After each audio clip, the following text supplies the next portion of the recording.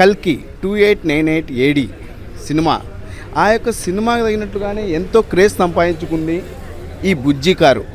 ప్రస్తుతము 600 కోట్ల రూపాయలతో కల్కి సినిమా నిర్మాణం చేయగా అందులో స్పెషల్ ఎఫెక్ట్ అంటే ఏదైతే ప్రత్యేక ఆకర్షణగా నిలిచింది ఈ బుజ్జి కారు. ప్రస్తుతం మీరు విజువల్స్లో కూడా చూడవచ్చు. ఈ బుజ్జి కారు లోపల ఇద్దరు కూర్చునేందుకు వీలుగా ఉంది.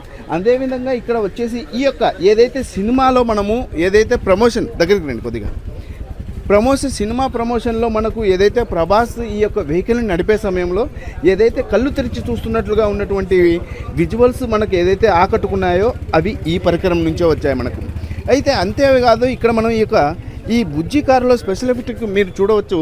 ఇక్కడ సుమారు ఈ టైర్లు వచ్చేసి 6 టన్నులు, అంటే ఈ టైర్ల బరువు 6 టన్నులు ఉంటుందని సినిమా యూనిట్ గతంలో మనకు చెప్పింది. ఇప్పటికే ఈ సినిమా ప్రమోషన్లో భాగంగా చెన్నై, బెంగళూరు, ఇతర ప్రముఖ నగరాలలో సైతం ఈ బుజ్జి హల్చల్ చేసింది. అయితే హైదరాబాద్లోని ప్రసాద్ ఐమాక్స్ వద్ద కల్కి సినిమా అంటే కల్కి 2898 ఏడి సినిమా విడుదల సందర్భంగా బుజ్జి కారును ప్రదర్శించడం జరిగింది. ఈ బుజ్జి కారును చూసేందుకు ప్రభాస్ అభిమానులు ఎక్కువగా ఆసక్తి చూపారు. అయితే ఈ బుజ్జి కారు ప్రస్తుతం మీరు విజువల్స్లో కూడా చూడవచ్చు. చాలామంది ఇక్కడ ఈ యొక్క ఫొటోస్ అంటే బుజ్జి కార్లను ఫోటోలు తీసేందుకు కానివ్వండి, వాళ్ళు ఫోటోలు దిగేందుకు కానివ్వండి, చిత్ర యూనిట్ కొంత అనుమతి ఇచ్చింది.